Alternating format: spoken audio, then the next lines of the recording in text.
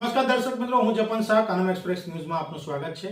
જોઈએ આજના મુખ્ય અને મહત્વના સમાચાર। સાડેશ્વરની નર્મદા કોલેજ પાસે શાકભાજીવાળાઓનો અડીંગો, ટ્રાફિક અડચણ અને અકસ્માતને આમંત્રણ, વિદ્યાર્થીઓ અને રાહદારીઓ પરેશાન। ભરૂચના સાડેશ્વર સ્થિત નર્મદા કોલેજ પાસે મુખ્ય માર્ગ પર ગેરકાયદેસર રીતે ભરાતી શાકભાજીની હાટ બજારના કારણે ટ્રાફિકની ગંભીર સમસ્યા સર્જાઈ રહી છે, જેના લીધે વિદ્યાર્થીઓ અને સ્થાનિક રહીશો ભારે મુશ્કેલીનો સામનો કરી રહ્યા છે। અગાઉ નર્મદા કોલેજ પાસેના ખેતરમાં ગુરુવારે હાટ બજાર ભરતી હતી, જેમાં અવારનવાર ચોરીના બનાવ બનતા હોવાની અને ટ્રાફિક જામની સમસ્યા અંગે સ્થાનિકોએ વહીવટીતંત્રને અનેકવાર રજૂઆતો કરી હતી।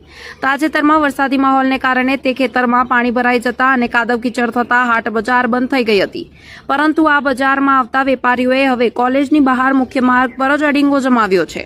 રોડની બંને બાજુએ પાથરણા પાથરીને વેપાર કરવામાં આવતા મુખ્ય માર્ગ સાંકડો બની ગયો છે।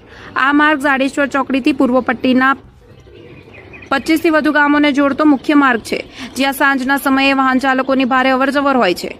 કોલેજ છૂટવાના સમયે બહાર આવતા વિદ્યાર્થીઓને રોડ પરના આ દબાણને કારણે જીવના જોખમે પસાર થવું પડે છે।